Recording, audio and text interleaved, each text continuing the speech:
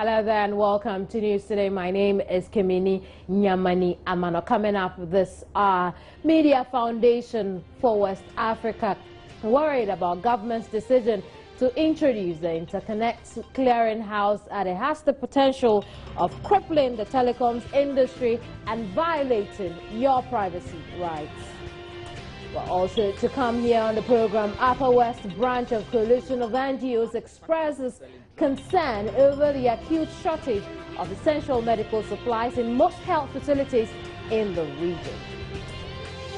Also ahead, Coalition of Concerned Teachers ready to cane professionally, but would not accept a complete ban on caning. I'll give you more on those stories and plenty others over the next hour here on News Today. My name is Kimini Nyamani Amana. I'll be right back. Don't go away. Now, the Media Foundation for West Africa says government's decision to introduce the Interconnect Clearinghouse has the potential of crippling the telecoms industry and, in fact, rolling back the gains made in the sector so far. According to the foundation, the Ministry of Communications and the National Communication Authority failed to consult stakeholders and unilaterally took the decision to introduce the policy, which it describes as monopolistic. The statement therefore called on Ghanaians to resist the NCA's maneuverings over the ICH. Let's get more insight into this from Suleiman Abrahima, who is Executive Director for the Media Foundation for West Africa. He's here with me in the studio. Thank you very much for joining us here. Thank you very much. Why would the ICH cripple the telecoms industry? Well, I think essentially we start on the basis that anything around communication is critically important for every citizen of this country and in the world for that matter. Now, we also begin by saying that the telecom sector has been perhaps one of the best performing sectors in this country, and a number of factors account for that. And as the NCA itself indicated in its tender document, one of those factors has been the seamless interconnection among the network operators in the country. So therefore, if I'm using, just for an example, if I'm using a Vodafone line to call your MTN line, there is no problem about that. And that has been one of the biggest contributors to the growth of our telecom industry. Now, the other contributing factors have included the fact that the industry has been made to be competitive, so there is fair competition. So even including the fact that now you can port from one network to the other. Beyond that, we also think that over the years there have been adherence to certain best practices, in terms of making sure that the rights of subscribers are not abused arbitrarily. If you have issues with your network operator, you can either decide to quit them and join another, or you can raise a legitimate concern. We are all familiar with the fines that the NCA has been imposing over the years about service, poor service delivery and so on and so forth. I'm yet to know any time when the NCA has imposed any fine for interconnectivity issues. So first of all, there is no problem with interconnection in terms of the network. So the primary question then is, if there are no problems, why do you want to set up an interconnection connectivity clearinghouse? But beyond interconnection problems, they have told us that it will help deal with inbox fraud. Well, I think I'm laughing because if you read our statement, we call it the fallacy of Simbox fraud. And essentially, it is that if you understand how Simbox, the whole thing about Simboxing work, you would wonder why the NCA would want people to believe that setting up an interconnect clearinghouse would deal with the issue of Simboxing. I think many people have said it, that the issue of Simboxing has to do with how much we are charging for international calls at 19 cents. Yesterday in a conversation, somebody asked me, why is it that we are experiencing this Simbox fraud thing here in Ghana? And we all know that in other countries like Nigeria, if you talk about digital sophistication and what people can do, in order to break systems, Nigeria is far ahead of Ghana. And yet we happen not to hear or see anything happening in Nigeria around Simbox fraud. And so I believe, knowing how the Simbox thing operates, that the whole thing about interconnect clearinghouse is nothing that can deal with the Simbox issue, unless the issue of cost, is left to the industry to determine. If we still go by the 19 cents that we are charging, it makes the whole practice of SIM box, fraud so lucrative that you have people. The drug industry, what isn't happening? People are arrested, they are jailed for years and so on, and yet we still have people in it because people feel it's so lucrative. So let's look at some of the strides that the telecoms industry has made that you've mentioned, the healthy competition, the good interconnection individual companies have and all that. How was setting up of the ICH cripple that? Look, I mentioned that one of the contributors has been the fact that subscriber rights are respected, and your rights include privacy. I should be guaranteed that I'm making a call on this network. If I have any issues on that network, if it happens that I realize my data or my voice is being played about a conversation that I had with you privately, I know that I have to go to my network operator to deal with them or to make inquiries about it. The question is, would the ICH stop us from doing that? Where do you go? So if you have a conversation with me privately, and our call is supposed to first of all go through the interconnect clearinghouse before it is terminated at the other side of it, which is the network operator. So if there's a tape that comes out about a conversation between you and I, which was a private conversation, are you going to the ICH, are you going to the interconnect clearinghouse, or you are going to your network operator? Because your network operator can simply tell you, well, as you know, before the call got to even our systems, it would have gone through the ICH, and that is a very, very dangerous thing. Now, the other thing is, we all know about Edward Snowden and what the revelations about what the US government was doing around surveillance. Now, what guarantees have we been given about the fact that this whole setup wouldn't be used by government, for surveillance purposes? And surveillance is something that, is one perhaps of the biggest challenges to the digital world today. When people don't feel comfortable, they feel whatever they are doing is being monitored. I mean, how would you? But there's also no denying that surveillance also has its good perks. Doesn't it? Wouldn't that be beneficial to us as a country as well? You see, it's almost like talking about access to information, and governments would always say, look, we need to have access to, we need to prevent certain information from going to the public for national security purposes. And that is why, in the framework of access to information, and if I will relate that to, the issue of surveillance around the ICH, Interconnect Clearinghouse, the international best practice is that whatever, in the case of access to information, whatever is being withheld that cannot be given out to the public must be something that is necessary, must be it must be proportionate, and so on and so forth. So yes, as we speak, if the government wants to even, mount surveillance on calls between you and I, they may have the capacity to do it. I'm very much interested in the surveillance issue, where the government will be able to spy on us. How bad can the situation get? How bad intrusive can the ICH get? Well, it depends on, and that is why it is worrying that the whole process has not been transparent. They set up this whole thing, 10 days, people should make inputs. Within 10 days, they claim they have had 1 million comments from the public, and within a few weeks, the selection process is done and a company is awarded. If you look at the background of the company, it looks almost like a consortium. I haven't seen any record of what they have done elsewhere in terms of serving as an interconnect clearinghouse. We don't know about that. And the lack of transparency, the cloudy nature of this whole process is what is even making it much more worrying. Beyond that, if you go to some other countries, interconnect clearinghouses exist. But it is not, for example, compulsory for all telcos to connect. If you are a telco and you feel you need the services of an interconnect clearinghouse, you go negotiate and then you sign up with them. Beyond that, it is not a monopoly. If you go to places like Nigeria, you have several interconnect clearinghouses. So a telco decides which facility they want to deal with. But here we are being told that it is going to be a monopoly, and once it is set up, all telcos must connect to it. And then they make the claim that it is for purposes of facilitating interconnection. It is for purposes of bill reconciliation, to deal with that whole thing about SIM box fraud. And many, many other untenable reasons are being given. The point is, why can't we have a consultation on this? Why can't we, go through that process that will give citizens the assurance that this is not a facility that is being set up so that government will begin to monitor people's calls and email communications. It is not something to empower the government to mount surveillance on people and so on and so forth. And why on earth is it even going to be a monopoly? And then why do we have a system that works in terms of interconnection? The telcos say they have invested millions of dollars, of cedis, if not dollars, to make sure that interconnection is seamless. Now, these facilities are there.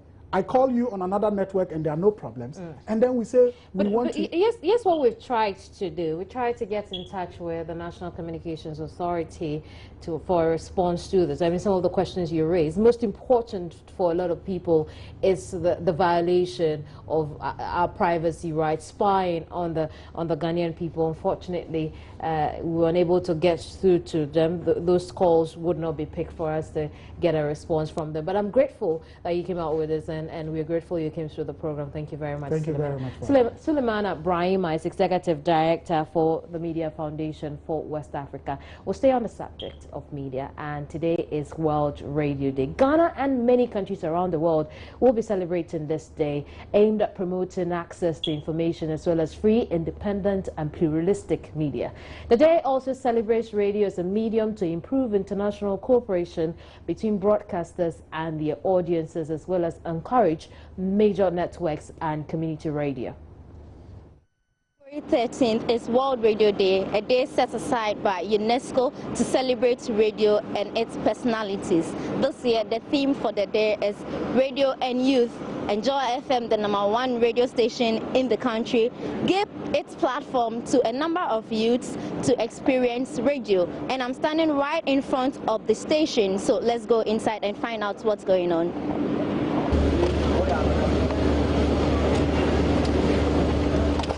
It's 9:30 in the morning at the Joy FM's newsroom, and Joanna Atta is preparing for the 10 a.m. headline news on Joy FM. Will pay all outstanding arrears to health facilities by next week. There are concerns that the NHIA would only pay part of the debts, but Volta Regional Director of Health Services. Joanna is a second-year political and French student at the University of Ghana, Legon. As soon as I got here, Fifi told me he was preparing my bulletin. So I waited a little, and when it was ready, I went and he took me through how to pronounce the words and how to go through it smoothly without taking pauses. Yes, and then after that, he just told me to relax. Now, Joanna is set to go on air.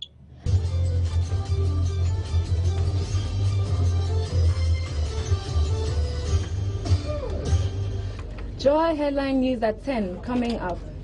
NHIA commits to pay arrears to health facilities across the country following threats by Ghana Health Service to return to cash and carry. DVLA to prosecute officials found issuing licenses to unqualified applicants. Media Foundation for West Africa raises fears government interconnect clearinghouse system could be used to spy on citizens. My name is Joanna Ayata. The details now. This is her first time of presenting a program on radio, and she tells us the experience.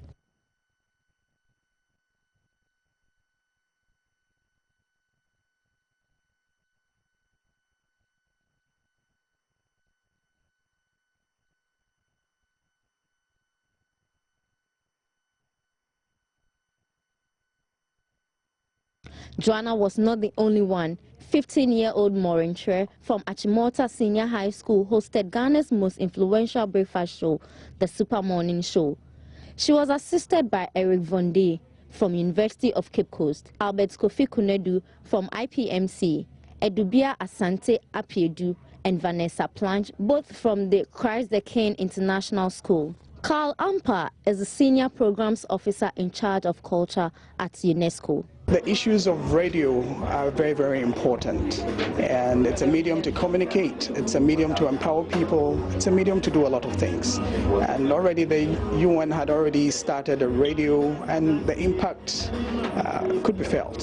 So it was important that a date was set to find out, or to show radio's contribution to development. And the selection of this day, it must be put on record that Ghana was part of it, working very hard to ensure that this day was actually agreed to and established by the UN. TV. Yes. So how important do you guys think radio is to young people out there? Well, I will come back to that in a bit. We'll give you an insight into what goes on in a radio newsroom just before you hear the output on air. But before then, the Coalition of Concerned Teachers is asking the Ghana Education Service to crack the whip on teachers who flout the laws governing the profession. This call comes in the wake of a viral video that shows a teacher in Wasai Kropong stomping some students for erring. President of the coalition, Ernest Ipuku, spoke to me earlier on Joy News Desk. That if the teacher has done something contrary to the ethics, that is the code of conduct for teachers by Ghana Education Service, then of course we have laid down rules. The teacher can be punished according to the dictates of the rules that govern the service, the profession that we have all chosen to do. Seriously, we have been preaching to our members that the teaching profession is a noble one, and that we will do everything possible to protect the profession and to safeguard the integrity of the teaching profession. So in my opinion, if a teacher does something untoward, then of course, I always say that some people are in the profession, they are there because of some other reasons, but they are not there because they are professional teachers who really want to take the teaching profession to the next level. We can now go to Tuna in the northern region, where some disturbances have been recorded in the community's senior high school. Rebecca Natoma is there, and she's joined me over the telephone with some detail. Hello, Rebecca. Hello. What have you seen over there in that school? Good afternoon to our cherished listeners. Here in Tuna Senior High School, in the Tuna Kaba district, there is a riot between teachers and students of Tuna Senior High School. Right. Exactly. Are you getting me? I get you. What is prompting this? What is causing this riot in the school? Yeah. According to the girls' prefect of the school, yesterday around 9:10 onwards, the master on duty was going around in the school, chasing students to go to the classrooms, and those wearing impropers, they were asked to change them. So according to some of the students, they says when the master on duty went round, he met a student who was with an improper, and he asked him to go and change the dress. So when the girl got to the dormitory to change the dress, the girl was angry and called on the boys to go and help the teacher. So when the girl got to the dormitory, most of the boys came out, went to the teachers' bungalows, and started destroying items. They went to the administration first, where they were having some TV, some furniture in the administration block. They are multi-TV decor, electronic device. There they went to the IT lab. We have 40 computers in the lab, and we have 28 that were working. But currently, we only have 3 computers in the lab. The children have stolen all the laptops away. I see. So how would you describe the school at the moment? Currently, it's calm. The security agencies are around trying to make peace in the school. But when I talked to the district commander, he says that according to what he heard, some of the students were saying they want peace. That's why. Then I talked to the school assistant headmaster. He was also injured. They went to his house, picked some his money and some of the items from his room. So he's now out there. He can't even talk, just crying. And some of the national service personnel who are also around, they went to their rooms and destroyed their items, television, rice cookers, their ceiling fan, and some other items. I see. And their school bags too, they've broken all the glasses on it. Have the security personnel made any arrests in this regard? Yes. They have been able to get some people to the police station, some of the students who ran to town to sleep there and to hide some of the items they stole from the school. The security are actually doing well. They have some of the students, all right, they are in police custody. But currently, none of the policemen want to speak because they are very busy. Oh, and they've had some of the items from the students. They had a laptop, which was for one master at the school, and they have some mattresses, 28 mattresses. Very well. Now, if you say it's calm, does it mean the school classes have resumed in the school? Yes. I see. Currently, it's calm, but the teachers are around. They are still having a meeting with the district director. So the teachers are around, but the school boys, they have all dispersed. Very well. Rebecca, we'll leave it here for now. Thank you very much. Rebecca Nantoma joined us from Tuna in the northern region. We'll come to Kintampo now, where pupils of the Kadelso Rashidia Islamic School in Kintampo North Municipality have had to end classes when the sun comes up because they study under trees. The kindergarten and primary pupils have to hang around for more than 2 hours before school officially closes. The practice seems to be distracting junior high school pupils who would be learning at the time. I'm joined on the telephone by Assistant Headmaster of the school, Puku Jabba Prince. Thank you very much for joining us here, Prince. Thank you very much, sister. Good afternoon. Good afternoon to your listeners. Viewers, you mean. Now, tell me more. Viewers. Okay, tell us more about the situation at the school. Unfortunately, Kadelso Rashidia Islamic is in Kintampo North Municipality, specifically. And we are facing many problems, and one of our major problems has been a problem of classrooms. We have less class. Our classroom is not up to the number of classes. And actually, most of the classes are sitting under trees. And it is reducing our input.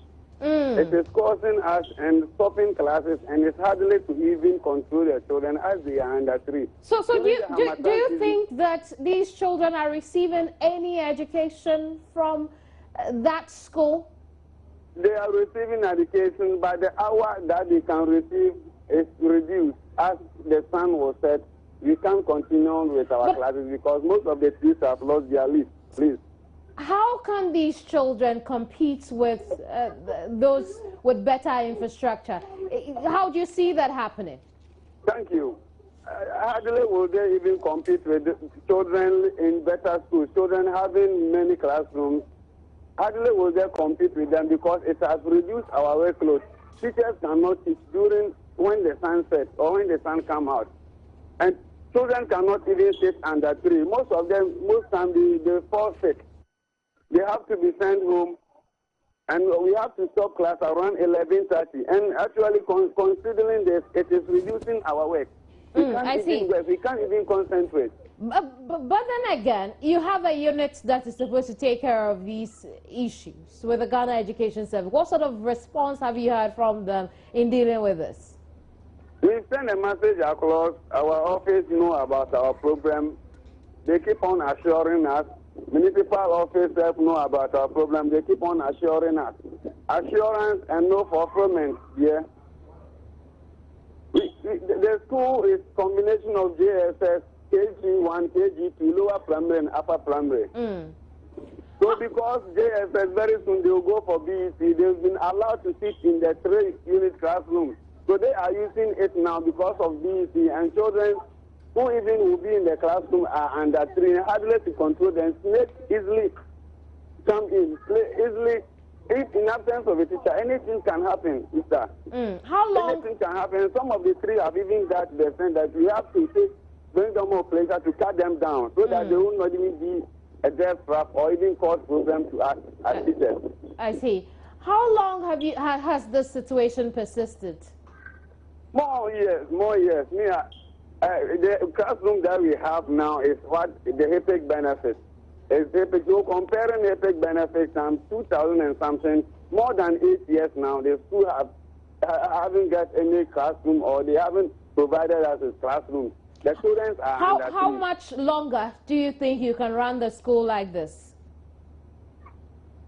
specifically, the problem is worse. It is even preventing people, teachers to come to school regularly. Teachers always come, and the hour that they will teach is reduced. The person has to go to the house, even they are getting to rainy season. Could this force you to close down the school? Even if they close down the school, some years back, God's back time and they closed down 150 schools because schools are students need not to suffer. This will never be Ghana, which will be described as better living, because we are on the way to buffet. We are not living in a hinterland. We are on the way to buffet. Hardly to see that even there is food there, madam. Well, thank you very much, Prince. Prince Opoku Hiaba is headmaster for the Kadels Rashidi Islamic School in Kintampo North. Away from that, national organizer of the ruling National Democratic Congress, Kofi Adams, is asking the main opposition New Patriotic Party to stop using the energy crisis for cheap political gains. According to him, the NPP should propose workable solutions to the energy crisis, if they know any. On the other source to be able to continue to generate energy. We do admit that businesses in one way or the other will have some challenges and difficult. Cost of doing business will surely rise, because if you have to buy the diesel to power your generators, it means that cost is going to go quite high. This unfortunate situation is being strongly addressed by the government and also supported by the party. It is not also the case that there is any plant that is available to generate which is not working because government has not been able to get money to buy fuel for it. There is none available. What we want from our brothers MPP is to bring alternatives, is to bring suggestions. If you ask them for alternatives, they tell you they will not provide any alternative. Is that the way to go? No. Being in opposition does not mean just oppose anything without providing alternative. What is their alternative? What is the track record of the MPP when it comes to power generation? We do not want to go into history because we don't believe in blaming people or name calling.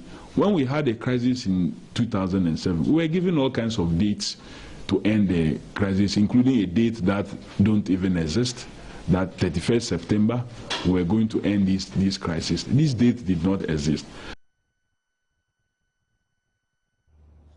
The national organizer of the NDC also denied allegations there existed a rift between the ruling party, NDC that is, and the presidency.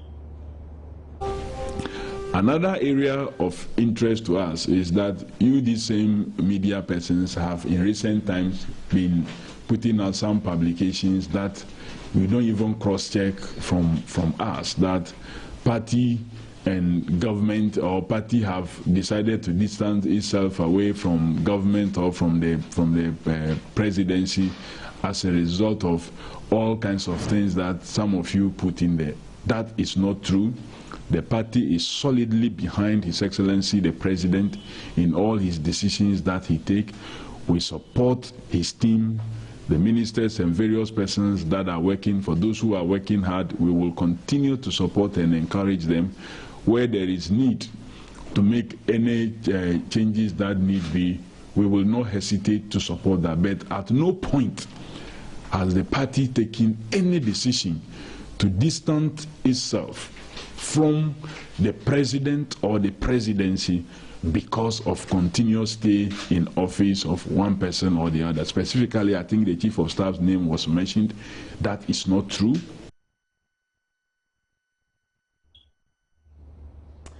The Upper West branch of the coalition of NGOs has expressed grave concern about the acute shortage of essential medical supplies in most health facilities in the region. Speaking at a press conference in Wa, the Upper West branch head, Salifu Isifu Canton, stated that the regional medical stores and dispensaries of various health facilities across the region are practically with no supplies.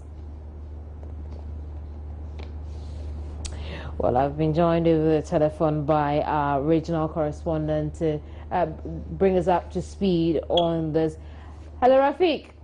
Hello, Kamini. What more can you tell us about this concern raised by the Upper West chapter of the Coalition of NGOs in Health? Let me start by saying that the Ghana Coalition of NGOs in Health was established in the year 2000. It's an umbrella and coordinating body of all NGOs, CBOs, working in the health sector in the Upper West region. It represents the interests of the Ghanaian population and advocates for improved policies and programs that guarantees access to basic quality health care for all citizens, irrespective of their economic, religious, and geographical circumstances. So this morning at the press conference, we were told that the medical stores and dispensers of various health facilities across the region are practically empty. They mentioned that they have run out of stocks, and they are saying that essential medicines such as antibiotics, normal saline, ringers, and many other basic medicines are not there. So they are saying that the trend now is for most health facilities is to make only prescriptions to patients to go purchase the medicines on their way, even when they are holding valid national health insurance cards. So now what they are telling us is that the various health facilities in the Upper West region, talking about the district hospitals that we have, and some of the health facilities, they are saying that they are saying that they are owing the regional medical stores. And so the regional medical stores are also saying that they are also owing the national medical stores. But the situation has been further compounded by the fire that gutted the medical stores. And so they have run out of the medicines are not there. And so even I went to the regional hospital a few hours ago, immediately after the conference. And when I got there, I saw a sea of people going out into town, going to the medical and the drug stores to buy these medicines. And so this is what Isifu Canton has been saying. And so they came out with some measures. Very well. So here's what we're going to do. I'm going to go right on to Salifu himself. Let him share with us how the NGO feels government could deal with the situation.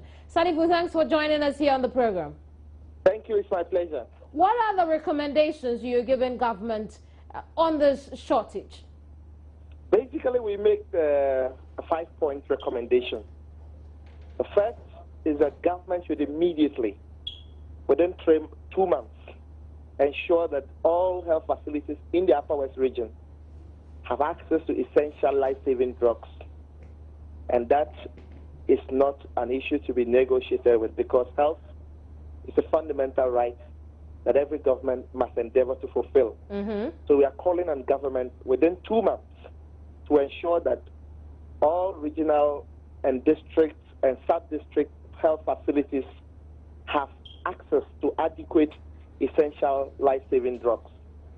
We are also demanding that the government should immediately release funds to pay all outstanding indebtedness by the NHIA to health service providers in the region, so that they can have the needed resources to actually provide medical supplies to serve the poor and most vulnerable citizens in the region, and for that matter, Ghana.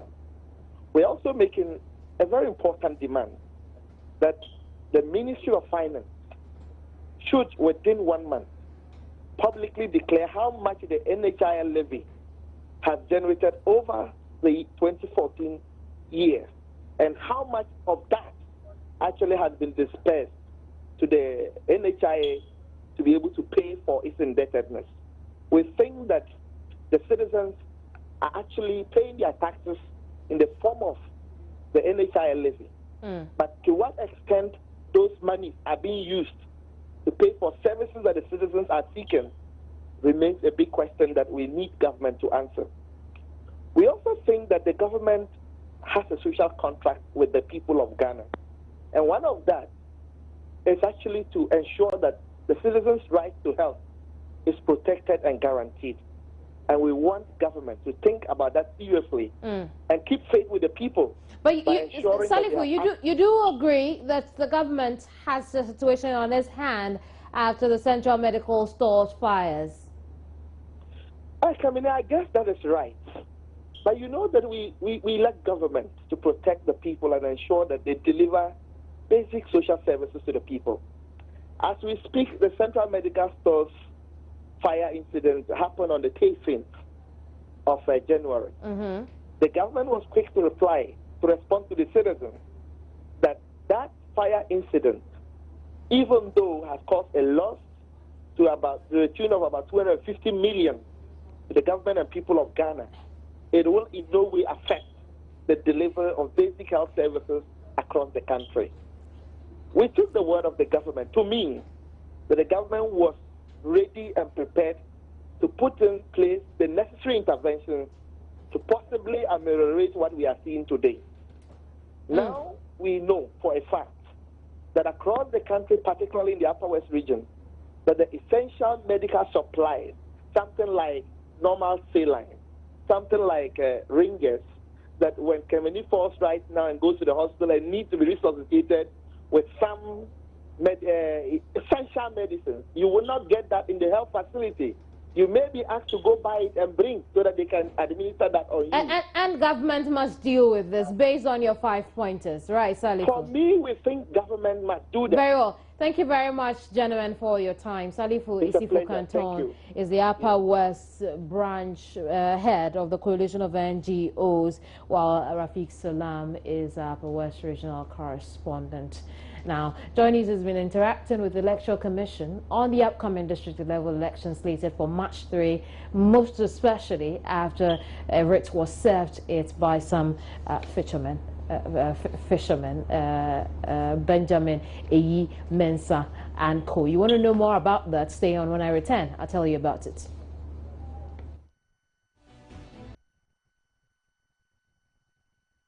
Good morning, good afternoon, sorry, and you're still here on News Today.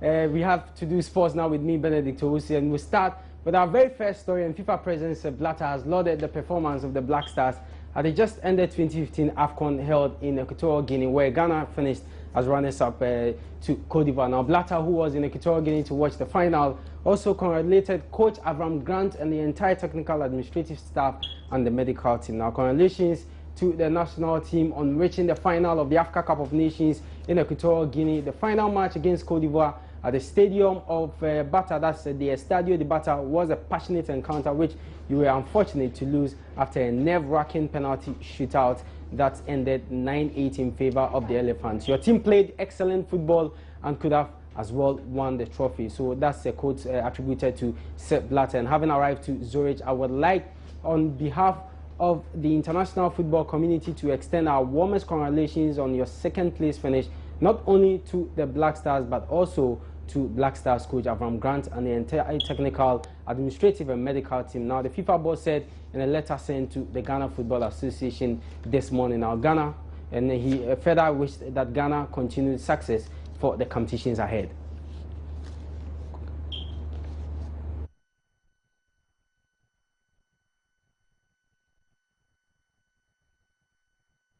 So from the Black Stars, let's talk Accra Hearts of Oak, and they are in action this Sunday at the Accra Stadium. They host AS Police of Benin in the first qualifier, the first round qualifier of the African Confederation Cup here in Accra. It promises to be a cracker, especially Hearts of Oak coming back of the defeat to New Edibiase. They would want to get something out of this game to pacify their fans. Remember, they won their game against Asante Kotoko, and the fans were hoping to see the Phobians demolish New Edibiase as they prepare for that game against AS Police this Sunday. But that didn't happen at the Accra Stadium. Well, we caught up with Frank Nelson, who is a board member of the club, and he is urging the fans to turn up at the Accra Stadium to support the team on Sunday. No, I believe that we are going to Africa, but I believe the coach has what it takes to know that this is a bigger platform. AS of Benin, Police of Benin, we've not watched them so much, but I don't think that they are that the team that we should be worried about. But at the end of the day, with this type of result in our home grounds, I'm just scared about our supporters because it is money that we use to run this team. So if the supporters do not come to watch our team, then we'll be in a financial mess. We need money to run the team, and without money, we cannot pay the players, we cannot do all the technical issues. So we need money money to run this thing, so our supporters need to come to the stadium, and a good result brings them to the stadium. But a match like this, I'm just praying and hoping. But I guess we need to talk to them in the next 2-3 days to be able to psych the supporters up to come and watch the game, because at the end of the day, their little drops of water makes a lot of difference for Accra Suffolk, and we need the money to run the team. So that was Frank Nelson. He's a board member of Accra Suffolk. And remember, the Phobians are in action this Sunday at the Accra Stadium. So you just make sure you find a way to the Accra Stadium this Sunday to support the Phobians as they play in Africa. Well, some other matches that will be played in the CAF Confederation Cup. We have Uganda Revenue Authority. They will play host to AS Saint Michel of Madagascar. There is a Renaissance de Burkina of Morocco. They will host Creatures of Mali.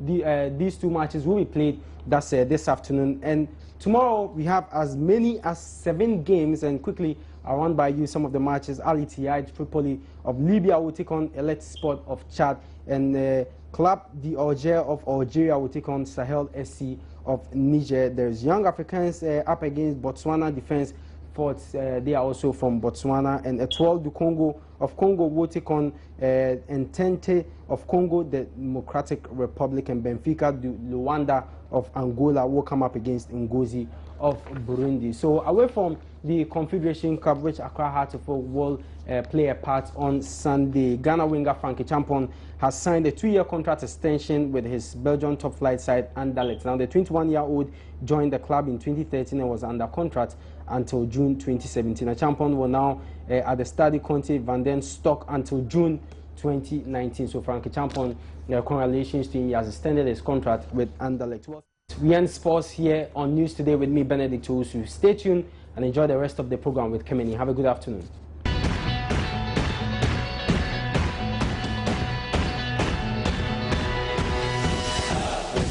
I'm glad you're still here on the program. Now, Joy News has been interacting with the Electoral Commission on the upcoming district level election slated for March 3, 2015.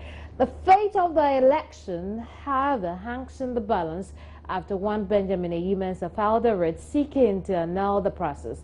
According to him, the Electoral Commission denied him the opportunity to file his nominations and contest the elections despite meeting the necessary conditions. Here's the principal electoral of the principal PRO of the Electoral Commission in an interview with Kwabena Chenche Hene Boateng earlier this morning. So you've spoken of political undertones being a part of district level elections or this one, but really as a commission, what are you doing about it? I mean, you keep mentioning it, but there seems to be nothing being done about it. Is that the case?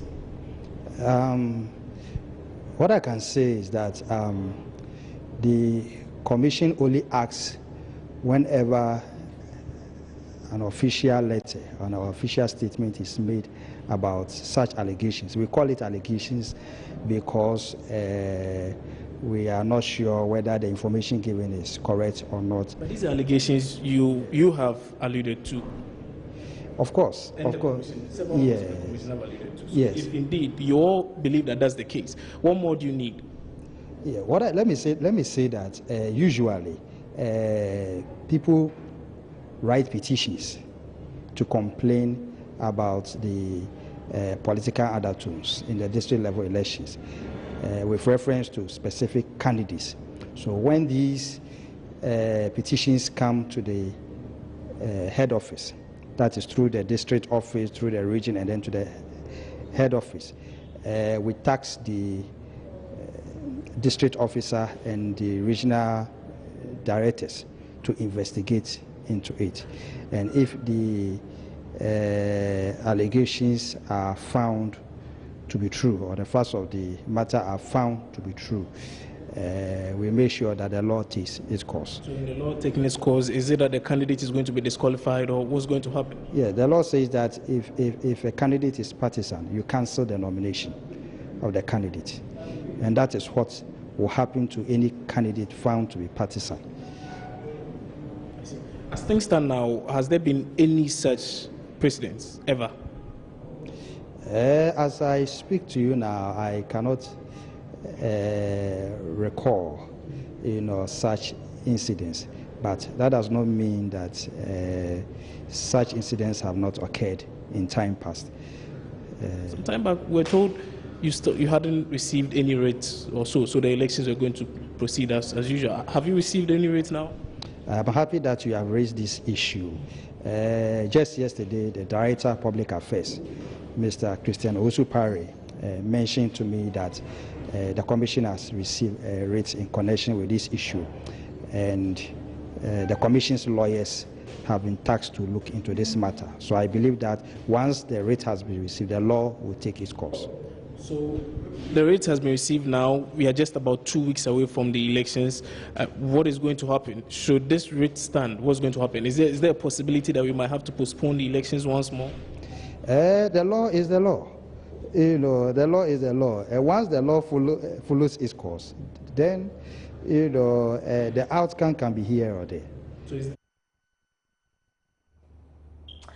now, if you're a big fan of chocolates, this definitely is for you. Today we teach you about handmade chocolate ahead of White Carpet's chocolate splash at the Marina Mall.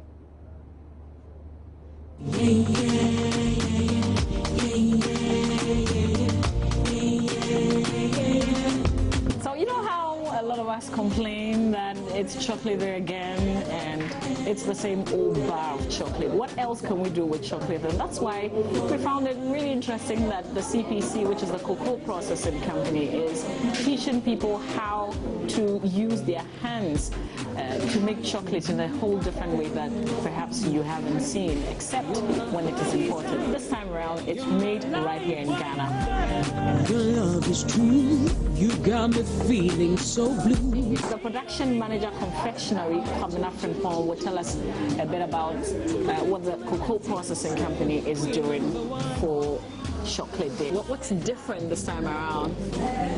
This time we are organizing a training program specifically for people to use their hand in making their own chocolate articles, and it's popularly called artisanal chocolates, handmade chocolates. This is marzipan. It's an almond paste cut out into shapes like this, and then you dip it in tempered chocolate. At this point in time, you can begin to decorate. As a company would want to train persons who want to go into this on small scale and then produce it for the market, because then you begin to get a lot of variation in terms of creativity and innovation in it. We wouldn't be flooding the market with one type of chocolate. I'm going to introduce this in my restaurant. Okay, but do you think there's a market for this? Of course there is, because I used to buy it. I see it out and I buy it. Are you a caterer? No, I'm not a caterer. I practice as an auctioneer. But I love sweets and chocolates. Do you have enough chocolates on the market? Yes, apart from the normal chocolate that we are doing this year, from the beginning of the month, February to now, we targeted doing about 10,000 cartons. How is doom so affecting CPC? Yeah, it is affecting us, but fortunately we have some generating capacity around. So even though we go off par, we still run our plant to some extent. And even though it becomes a little bit more expensive. If you can give chocolate a very conducive environment and temperature, you can mold into just about anything and it would stay. Okay, so once they do all that, finally they wrap, they package, and this goes out as gift items for the market.